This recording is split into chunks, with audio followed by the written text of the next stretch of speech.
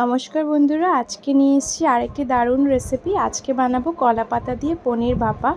তো প্রথমে নিয়ে নিয়েছি ক্যাপসিকাম, টমেটো, পনির আর সাথে নিয়ে নিয়েছি দই। এখন আমরা একটা প্যান নিয়ে ভালো করে তেলটা মাখিয়ে নিব প্যানের মধ্যে। আর নিয়ে নিচ্ছি এখানে কলা পাতা। কলা পাতাকে ভালো করে এখানে আমরা প্লেস করে দিচ্ছি। আর কলা পাতার উপরে অল্প সামান্য তেল দিয়ে দিচ্ছি।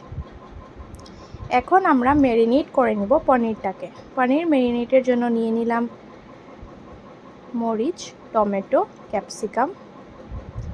আর আমরা এখন সাথে নিয়ে নিব পরিমাণ মতো নুন আর হলুদ। আমরা দিচ্ছি না এবার, কেন কি আমরা কালারটা চাই যে হোয়াইটিশ কালারটা থাকবে।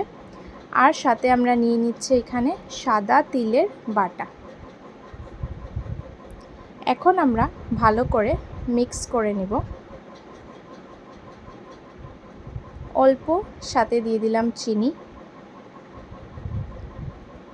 চিনি দেওয়ার পর আমরা এখানে দিয়ে দিচ্ছি দই।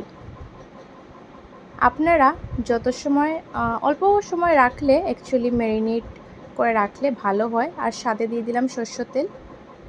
15 থেকে 20 মিনিটস আপনারা ঢাকা দিয়ে রেখে দিবেন, তাহলে পনিরের ভিতরে ভালো করে মশলাটা ঢুকে যাবে আর খেতেও ভালো হবে, গ্রেভিটাও টেস্টি হবে।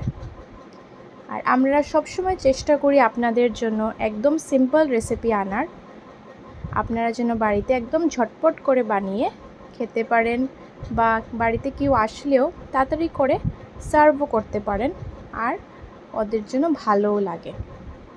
এখন আমরা এইভাবে ঢাকা দিয়ে রেখে দিয়েছিলাম 15 to 20 মিনিটস।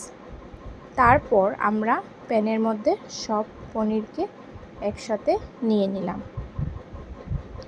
নিয়ে এখন আমরা উপরে কলা পাতা দিয়ে ঢেকে দিয়ে দিব। এই রেসিপি হতে অনেকই কম টাইম লাগে, 10 থেকে 15 মিনিট ম্যাক্সিমাম। এই আমাদের পনির ভাপা রেডি।